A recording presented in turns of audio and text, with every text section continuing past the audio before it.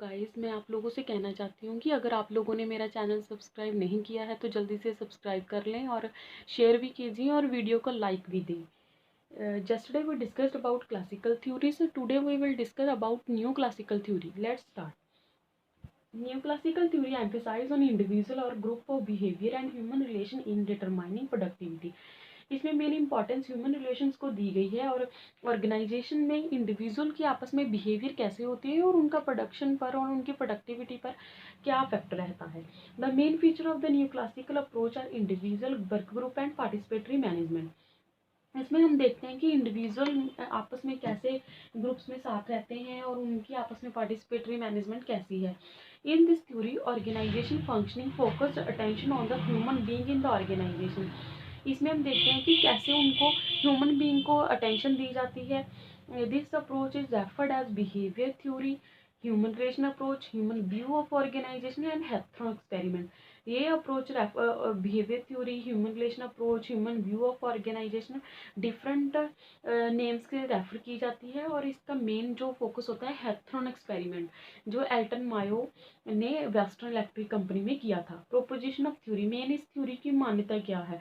The organisation in general is the social system. Organisation जो है उसमें एक सोशल सिस्टम बन जाता है। Social environment on the job affect people. जो ऑर्गेनाइजेशन का सोशल इन्वायरमेंट होता है वो प्रोडक्टिविटी और लोगों की जॉब को इफेक्ट करता है। In the formal organisation, informal organisation also exist and it affects and is affected by the formal organisation. हर एक ऑर्गेनाइजेशन में एक इनफॉर्मल ऑर्गेनाइजेशन होती है, जैसे वर्कर्स का अपना एक ग्रुप होता है, एम्प्लॉयज़ का अपना एक ग्रुप होता है और यही ग्रुप उनके प्रोडक्टिविटी को भी अफेक्ट करता है। Conflict between organisational and individual organisation गोल।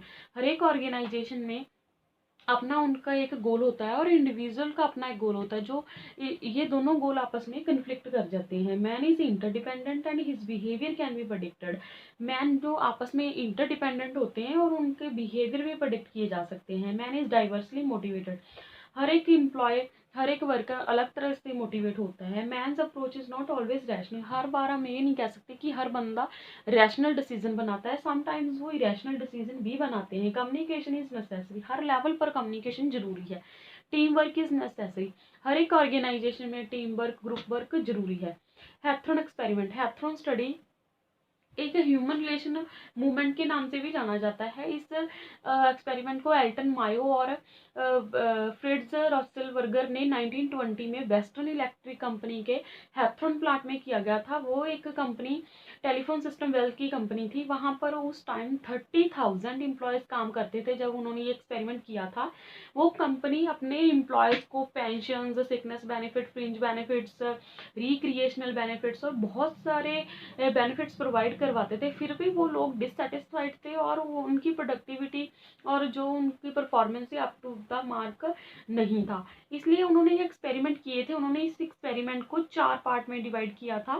जैसे पार्ट 1 क्या था, illumination experiment 1924 to 27। Part 2 relay assembly test room study 1927 to 29। Part 3 mass interviewing program 1928 to 30।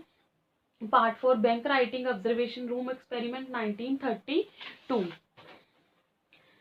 First क्या था, design to test the effect of lightning intensive on workers productivity, influence on human relation on workers behaviour.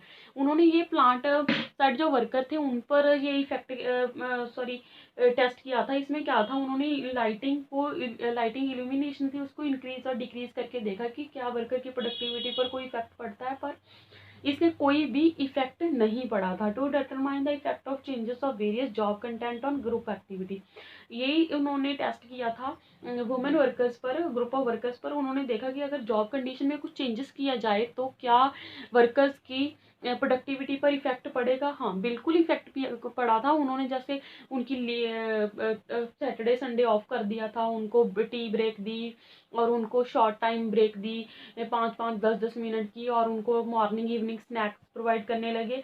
तो इससे क्या था, उनका absenteeism कम हो गया था, एम्प्लॉय मोरल बढ़ गया था, ऑर्गेनाइजेशन के प्रति लगाव हुआ था और प्रोडक्टिविटी भी रेज हुई थी। Investigator relation between supervisory practices and employee moral.